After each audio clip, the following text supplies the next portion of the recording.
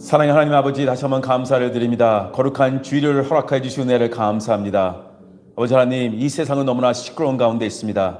그러나 이 시간 주님을 만나고 참된 평화를 얻을 수 있는 우리가 될 수 있도록 인도하여 주시옵소서.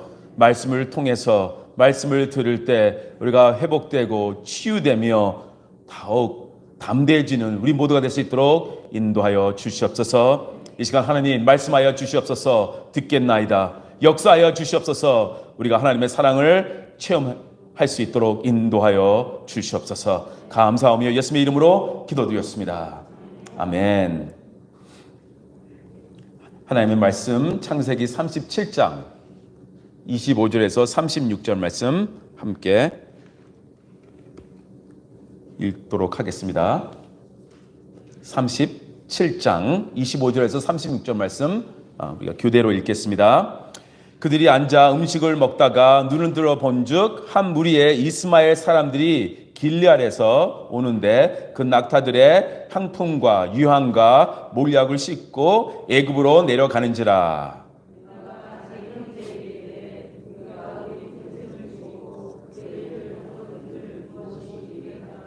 자, 그를 이스마엘 사람들에게 팔고 그에게 우리 손을 대지 말자. 그는 우리의 동생이요 우리의 혈육이니라 하매 그의 형제들이 청종하였더라.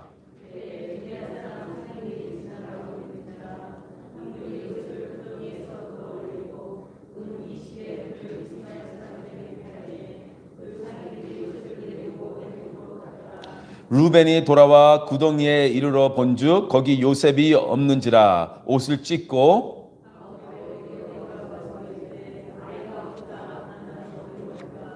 그들이 요셉의 옷을 가져다가 숫 염소를 죽여 그 옷을 피에 적시고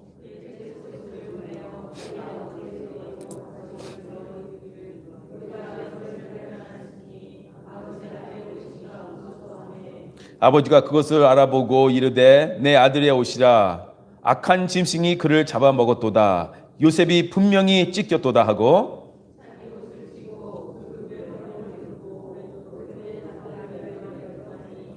그의 모든 자녀가 위로하되 그가 그 위로를 받지 아니하여 이르되 내가 슬퍼하며 수올로 내려가 아들에게로 가리라 하고 그의 아버지가 그를 위하여 울었더라.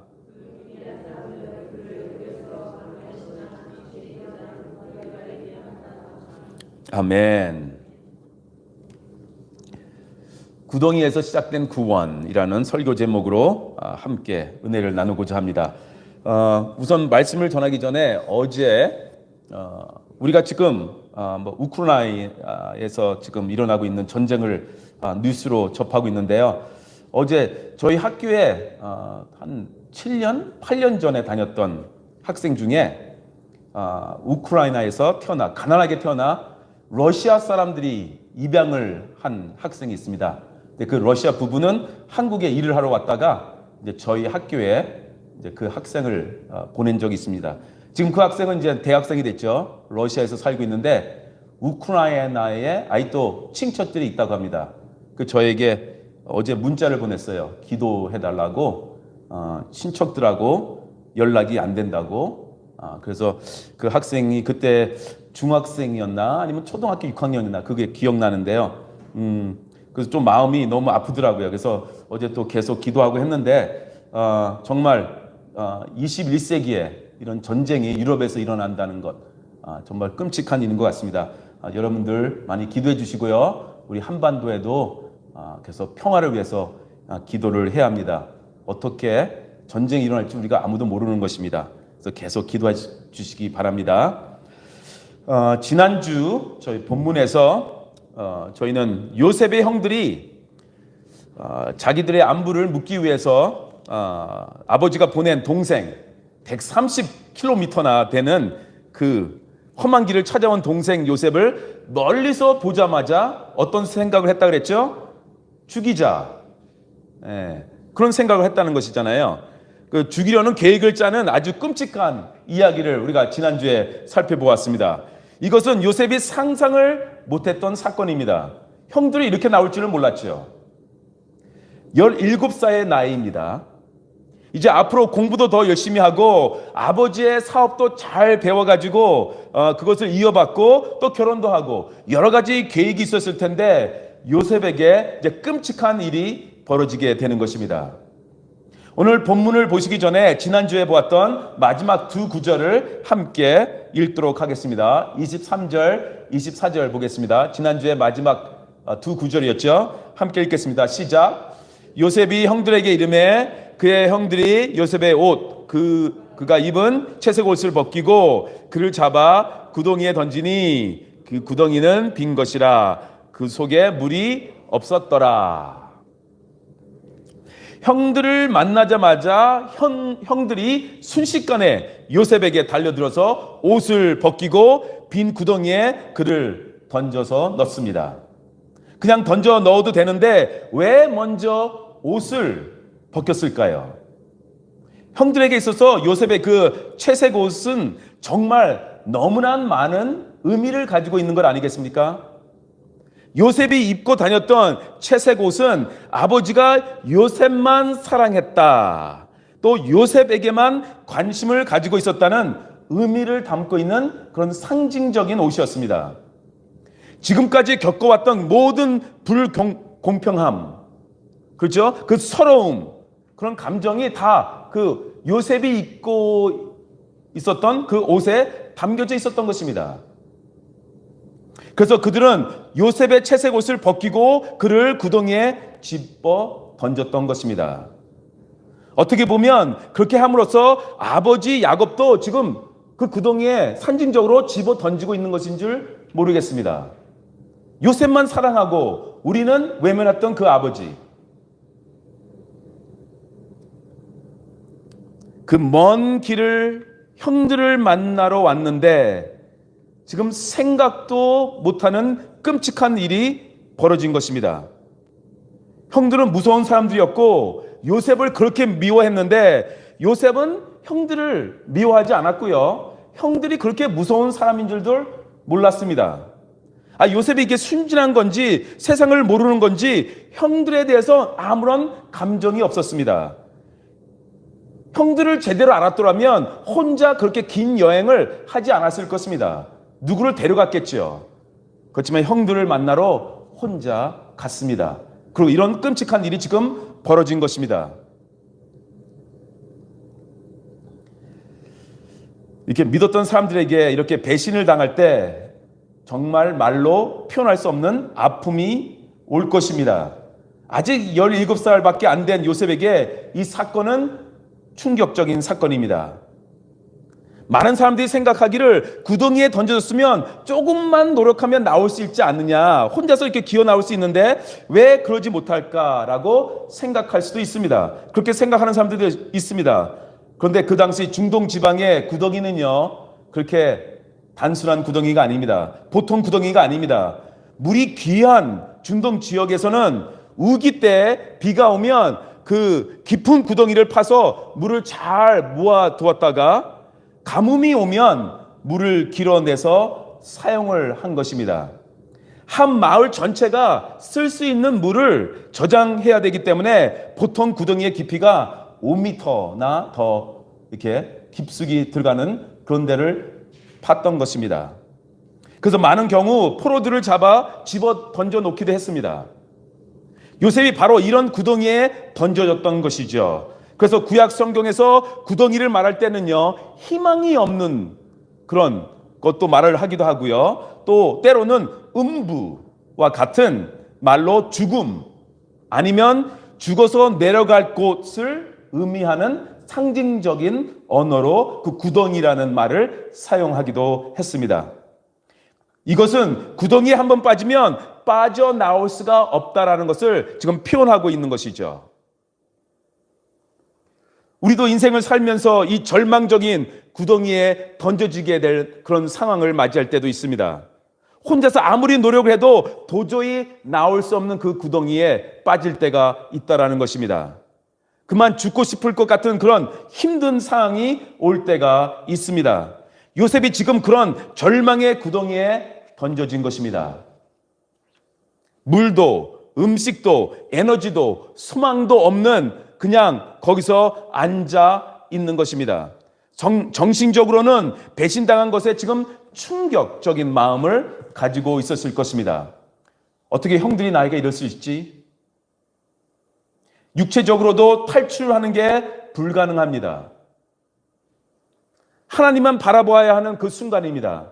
나의 도움이 어디서 올까 하면서 하나님만 바라볼 수밖에 없습니다. 그런데 이런 절망적인 상황 속에서도 하나님은 요셉에게 소망의 길을 예비해 두셨다라는 사실을 우리가 오늘 배우게 됩니다. 요셉은 구덩이에서 죽는 줄 알았죠. 나는 이렇게 죽는구나. 그렇지만 하나님은 그것을 허락하시지 않았습니다. 하나님이 주신 꿈이 이루어지지 않았기 때문에 요셉은 앞으로 할 일이 있기 때문에 하나님은 그를 죽게 하지 않았습니다. 너무나 힘든 상황이지만 모든 것이 끝난 상황은 아니다라는 것입니다. 구원의 역사는 그 구덩이에서 시작이 된 것입니다. 형들은 요셉의 채색 옷을 벗긴 뒤에 구덩이에 던졌지요. 채색 옷은 요셉이 가장 소중히 여겼던 보물이었습니다. 그래서 항상 입고 다녔잖아요. 우리가 인생의 구덩이에 던져질 때 보면요, 우리가 가장 소중히 여겼던 보물까지도 뺏기면서 던져질 때가 있어요. 그것이 돈이든 명예든 사랑하던 사람이든 평소에 이것을 위해 일을 했고 이걸 없이는 살 수 없다고 생각을 했는데 그것까지도 빼앗기면서 정말 심한 인생의 구덩이를 경험할 때가 있다라는 것입니다. 그래서 더 비참하고 고통이 심한 것입니다. 요셉은 채색 옷이 자신의 자랑이었죠. 아버지의 사랑을 받고 있다는 상징적인 물건이었죠. 나는 잘 나가고 있는 사람이라는 뜻이었죠. 부잣집 아들이라는 것을 보여주는 물건이었습니다. 근데 채색 옷을 빼앗기고 나면 이제 요셉은 아무것도 아닌 것입니다. 채색 옷을 뺏기는 순간부터 요셉은 그냥 거의 노예 같은 그런 사람이었습니다. 25절 보시기 바랍니다.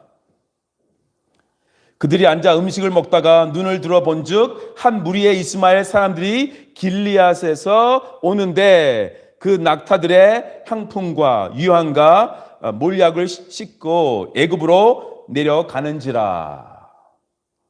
동생을 구덩이에 던져놓고 아무렇지도 않게 지금 밥을 먹고 있는 형들의 모습을 지금 자세히 설명하고 있습니다. 참 놀랍지 않습니까? 동생을 구덩이에 던져놓고 아니 밥이 어떻게 넘어가는 것일까요? 밥 먹고 있는데 이집트로 가는 상인들이 보이는 것입니다. 카라반을 지금 보게 된 것이죠. 그러자 유다가 양심에 걸려서 이런 제안을 합니다. 야, 우리 동생 요셉을 죽이길까지 뭐 있냐? 그냥 저 상인들에게 팔아버리자. 그러면 우리는 죽이지 않고도 저 미운 놈을 영원히 보지 않아도 되잖아. 그리고 아버지에게 가서 그냥 동물에게 공격을 받아서 죽었다고 말을 하자. 그렇게 말을 하죠. 그리고 요셉은 은 20에 팔려가게 됩니다. 처음에 요셉을 살려주자가 주장했던 루벤, 그 큰형, 잠깐 다른 곳으로 갔는지 그 자리에 없었습니다. 그래서 나중에 요셉이 팔려간 것을 알고 엄청 울었던 것 같습니다.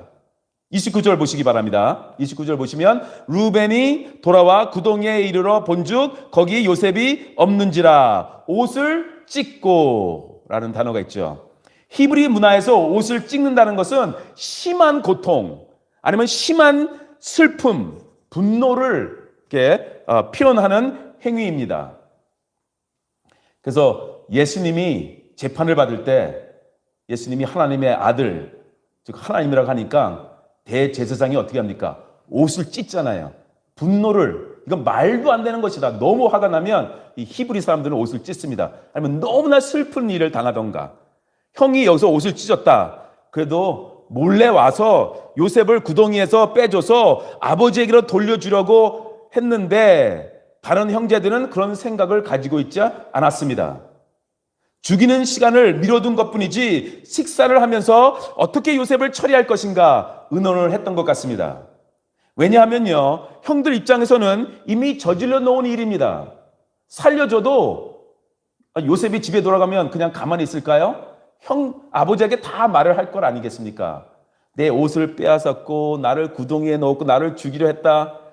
그러면 또 아버지가 자기네들을 더 미워하고 요셉만 더 사랑할 걸 뻔하니까 요셉을 죽여야만 된다라고 생각을 했던 것입니다. 26절부터 27절을 보니까요, 한번 보시기 바랍니다. 유다가 자기 형제에게 이르되 우리가 우리 동생을 죽이고 그의 피를 덮어둔들 무엇이 유익할까? 자, 그를 이스마엘 사람들에게 팔고 그에게 우리의 손을 대지 말자. 그는 우리의 동생이요 우리의 혈육이니라 하며 그의 형제들이 청종하였더라. 그런데 이번에는 아까는 형이 도와주기로 해가지고 살아난 거잖아요. 큰형이 루벤이. 근데 이번에는 하나님께서 유다를 사용하셔서 요셉의 목숨을 살리십니다. 루벤도 그렇지만요, 지금 유다도 그렇게 착한 사람이 아닙니다. 그런데 그 시간에 하나님께서 유다의 마음을 움직이셨다라는 것입니다. 요셉을 동생이라고 부릅니다. 그렇게 부르지 않는 사람들입니다. 너무나 미워했기 때문에. 또 하필 그 시간에 미디안 상인들이 그곳을 지나가게 하신 것도 하나님의 역사하심으로 우리는 봐야 합니다. 미디안 상인들을 만나는 것은요, 몇 달에 한 번씩 있을 수 있을까? 그런 것입니다. 그런데 정확하게 그 타이밍에 미디안 상인들이 지나갔다? 하나님의 역사하심입니다. 그래서 요셉은 죽지는 않는 것입니다. 그리고 노예로 팔려가는 것이지만 하나님의 꿈이 펼쳐지는 대제국 이집트로 요셉을 가게 하시는 것이죠. 요셉은 몰랐을 것입니다. 지금 이 아픔의 순간들이 나중에는 자신의 꿈을 이루어지는 길이라는 것을 지금은 모르고 떠나는 것입니다. 눈물로 가슴 아프게 떠날 것입니다. 지금은 충격에 빠졌을 것입니다. 형들이 나를 노예로 팔다니, 더 이상 사랑하는 아버지를 볼 수 없구나. 더 이상 나의 가족을 볼 수 없구나. 고향으로 돌아갈 수 없구나. 하루아침에 부잣집 도령님이 노예가 되어 버렸습니다. 31절, 32절을 보니까요, 그들이 요셉의 옷을 가져다가 수염소를 죽여 그 옷을 피해 적시고 그의 채색 옷을 보내어 그의 아버지에게로 가지고 가서 이르기를 우리가 이것을 발견하였으니 아버지 아들의 옷인가 보소서 하매. 형들이 요셉을 은 20에 팔아 넘기고, 그리고 나서 바빠집니다. 계획을 세우죠. 요셉을 팔아버린 다음에 그의 채색 옷을 찢고 거기다가 염소 피를 묻히고 그리고 아버지에게 가지고 갑니다. 우리가 이것을 찾았는데 혹시 요셉의 옷이 아닌가요? 하면서 거짓말을 하는 것입니다. 동물이 그를 잡아 먹은 것인지 한번 확인해 보세요 라고 그렇게 아버지에게 말을 하면서 보여주는 것입니다. 여기서 요셉의 형들은 혹시 이것이 우리 동생의 옷은 아닌가요? 라고 하지 아니하고요, 뭐라고 말했죠? 아버지 아들의 옷인가 보소서. 동생을 너무 미워해서 동생으로 안 보는 것이죠. 뭐라고 불렀어요? 아버지의 아들.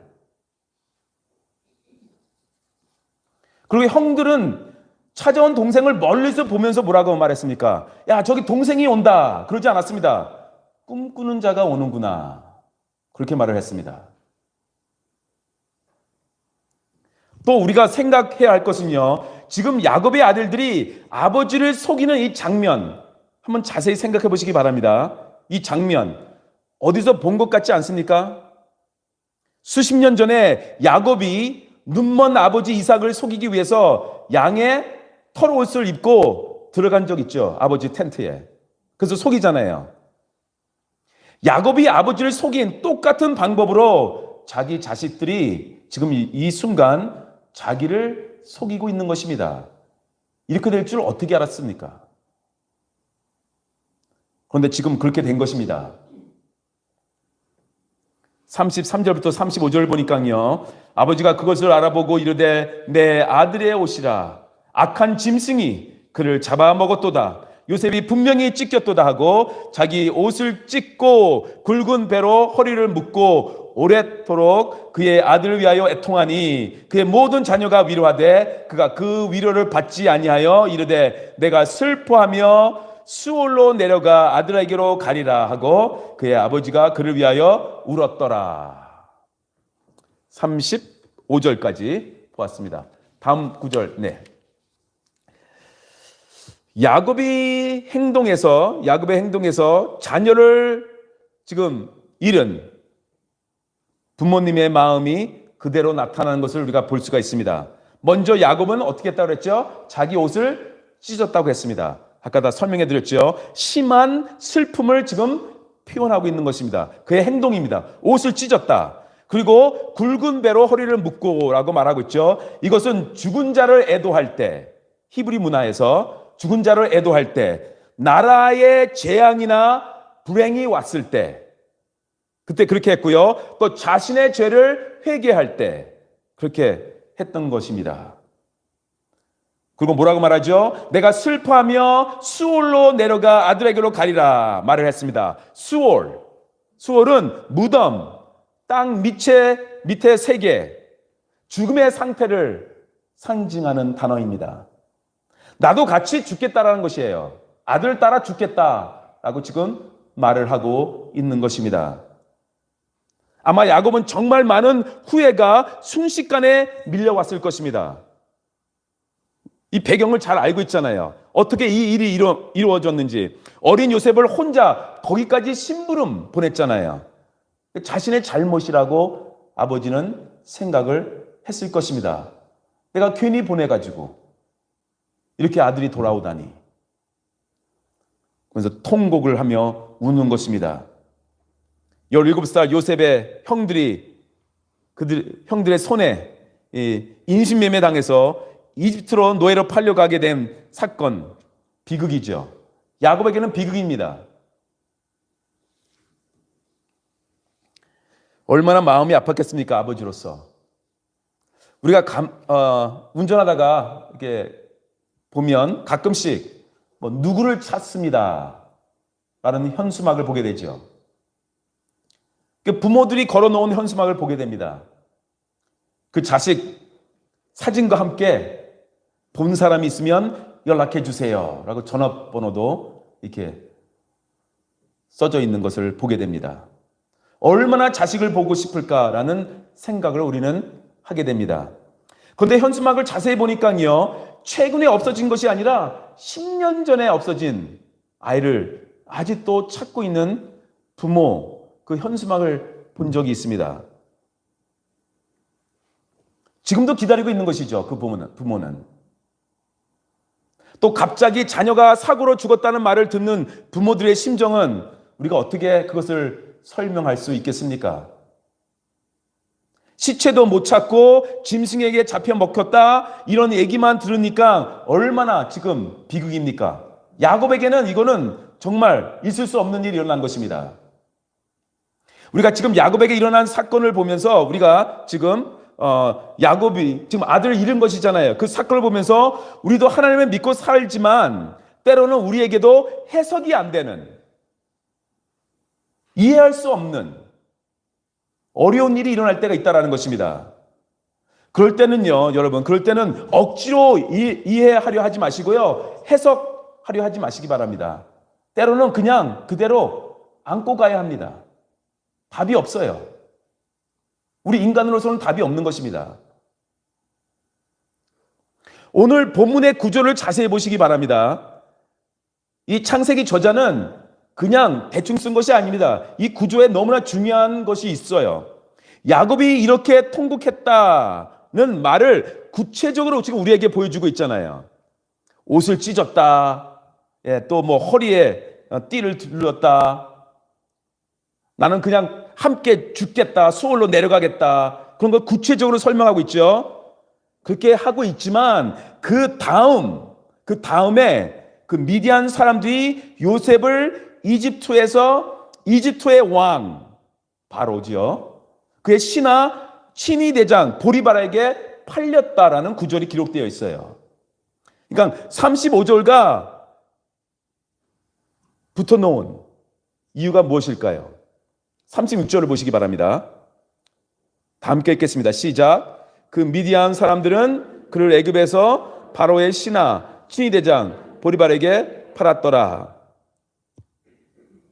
인간적인 시각에서는 통곡할 일이지만 우리에게는 절망의 순간이라고 말할 수 있지만 그런 순간에도 하나님은 소망의 미래를 예비해 두셨다라는 것입니다. 지금 그게 바로 36절과 35절의 이 구조예요. 35절까지는 절망입니다. 그렇지만 36절에 미래의 소망을 보여주고 있잖아요. 우리에게 일어나는 그 많은 슬픔들 다 있습니다. 힘들고 괴로운 일들. 우리에게 왜 일어나는지 때로는 모를 때가 있습니다. 그러나 놀라운 사실은요, 하나님은 그 가운데서도 역사하고 계신다라는 것입니다.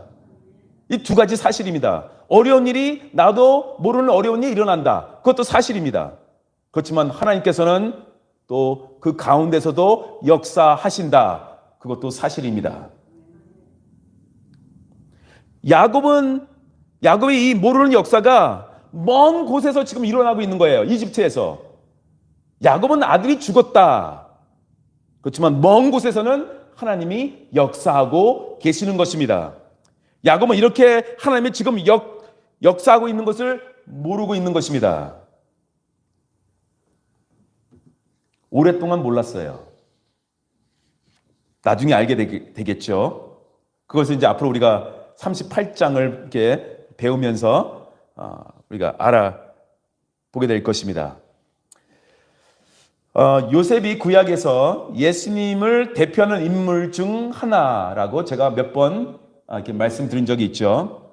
지난주와 오늘 본문에서도 우리는 예수님의 모습을 곳곳에서 발견할 수 있습니다.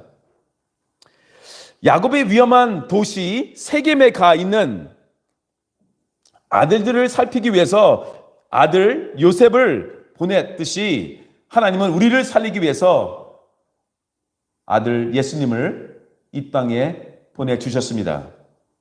아버지가 혼자 위험한 곳으로 보내는데 요셉이 순종한 것처럼 우리 예수님도 하나님의 보내심에 순종하셔서 이 땅으로 오셨습니다. 형들을 찾아왔으면 환영을 해줘야 하는데 그렇지 않고 요셉을 죽이려고 했고 요셉을 팔아 넘겼습니다. 예수님이 이 땅에 오셨을 때 인간은 예수님을 환영하지 않았고 비판했고 예수님을 십자가에 못 박여 죽으셨습니다. 형들은 요셉을 은 20에 팔아 넘겼죠. 가롯 유다는 예수님을 은 30에 팔아 넘겼습니다. 형들은 요셉을 죽이려고 했습니다. 그러나 요셉이 죽으면 하나님의 역사가 요셉을 통해 이루어지지 않습니다. 그래서 하나님께서는 요셉을 살려주셨습니다. 사람들은 십자가에서 예수님을 죽였습니다. 그러나 죽음으로 끝나면 우리를 살릴 수가 없는 것입니다. 하나님의 역사는 이루어지지 않습니다. 그래서 하나님은 예수님을 다시 살리셨습니다. 그리고 우리의 소망이 되게 하셨습니다. 극적으로 살아난 요셉은 나중에 존귀한 존재가 되죠. 이집트의 총리가 됩니다. 두 번째는 높은 사람이 됩니다. 형들도 나중에 요셉 앞에서 무릎을 꿇고 회개합니다. 하나님의 역사이죠. 사람들이 십자가에 예수님을 못 박아 죽으셨지만 예수님은 다시 살아나셨습니다. 그리고 모든 이름 위에 뛰어난 이름을 되게 하십니다. 그리고 모든 사람들이 무릎을 꿇고 예수님을 주인이라고 시인하게 될 것입니다. 요셉의 인생에 그렇게 앞으로 오실 메시아 예수님의 인생을 그대로 상징하고 있는 것을 우리가 볼 수 있다는 것입니다. 우리는 여기서 하나님의 놀라운 역사심을 보게 되는 것입니다. 인간의 눈에는 뚜렷하게 보이지 않습니다. 그렇지만 하나님의 놀라운 구원의 역사가 펼쳐지고 있다라는 것입니다. 세상적인 시각에서만 보면 요셉은 정말 복이 없는 사람입니다. 세상적인 시각으로 보면 억울한 사람이고요, 요셉은. 그리고 재수가 없는 사람이라고 말할 수 있습니다. 형들에게 배신당하고 구덩이에 던져지고 노예로 팔려가고 이 모든 것이 얼마나 저주스럽고 재앙 같은 사건들입니까? 그러나 하나님의 눈으로 보면 이 모든 일들은 놀라운 축복을 주시기 위해 그런 준비 과정이고요. 또 숨겨놓은 비밀입니다. 알 수 없는, 또 우리가 이해할 수 없는 고난이 나를 집어삼킬 때 그 고난의 의미를, 그 고통의 뜻을 해석할 수 없을 때, 이때는요, 생각할 때가 아니라 이때는 그냥 믿어야 할 때입니다. 믿어야 합니다. 하나님의 역사심을. 고난이 너무 커서 하나님의 움직임이 너무 작게 느껴질 때가 있어요. 그러나 그것은 나의 느낌이고요. 하나님의 움직임이, 하나님의 역사심이 계시다는 것을 믿으시기 바랍니다. 우리 생각으로는 그 당시 세계에서 제일 강하고 잘 나갔던 이집트, 그곳은 요셉을 유학으로 보내는 곳이죠. 노예로 가면 안 되는 곳이죠. 이집트 대학에 장학생으로 가서 많은 것을 배우고 좋은 직장을 잡아 돈을 많이 버는 사람으로 성장을 해야지요. 그것은 인간의 생각입니다. 그런데 하나님은 요셉을 노예로 팔려가게 하셨습니다. 이집트를.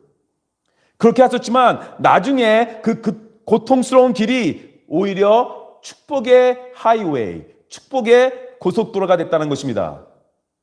정말 빨리 성장했습니다. 요셉에게는 너무 이상한, 또 보이지 않는 곳에서 하나님의 손길이 있었다는 것, 그때는 몰랐을 것입니다. 그러나 하나님의 역사심이 있었습니다. 보실까요? 첫째, 평소 그렇게 모범적이지도 않았던 큰형 르우벤, 안 그래도 자기의 장자권을 동생 요셉에게 뺏겼다는 그런 마음을 가지고 있었는데, 그래서 요셉한테 일을 갈아야 할 그 르우벤이 어떤 생각으로인지 모르지만요, 요셉을 죽이지 말라고, 우리 동생 죽이지 말라, 그렇게 말을 합니다. 그리고 동생들은 왜 그 설득에 넘어갔을까요? 그래서 요셉을 빈 구덩이에 집어넣었던 것입니다. 이것이 하나님의 첫 번째 개입입니다. 둘째, 하필 왜 그 시간에 미디안 노예 상인들이 그 앞을 지나가고 있었을까요? 몇 달에 한 번씩 지나가는 사람들인데 그 시간에 지나가고 있습니다. 또 왜 유다가 그걸 보고 갑자기 뜬금없이 요셉을 저 사람들에게 우리 팔아 넘기자, 그렇게 말을 하는 것일까요? 그 시간에 미디안 상인들이 그 앞으로 지나가지 않았더라면 형들이 르우벤이 없는 그 시간에, 그 사이에 요셉을 죽였을 것입니다. 근데 상인들이 지나가니까 유다가 팔아 넘기자, 그래서 요셉이 살아난 것이죠. 셋째로, 요셉이 노예로 팔려간 집이 왜 하필이면 이집트 왕 바로의 신이 대장 보디발의 집입니까? 이집트에 그 사람만 밖에 없습니까? 수많은 사람들이 있을 텐데 왜 보디발의 집으로 팔려간 것일까요? 이 미디안 상인들은요, 여러 나라들을 돌아다니는 사람들입니다. 그런데 왜 하필이면 그때 그들의 코스가 이집트였고 그것도 보디발의 집이냐? 놀랍습니다. 이것은 절망을 탈출하는 것을 넘어서 새로운 기회를 하나님께서 열어주시는 그런 사건입니다. 야곱의 가족을 살리시기 위해서, 또 이스라엘이라는 민족을 만드시기 위해서 지금 하나님께서 역사하고 있는 것입니다.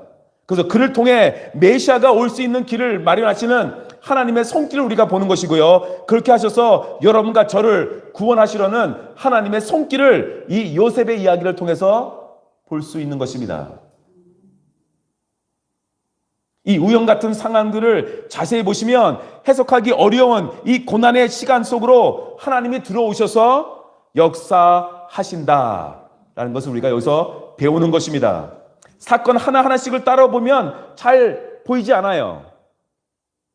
그럴 수도 있을 것이다 라고 말할 수 있어요. 그런데 여러 상황을 함께 보니까 하나님께서 함께 하셨구나, 이런 상황들을 다 만들어 주셨구나 라는 것을 우리가 배우게 됩니다.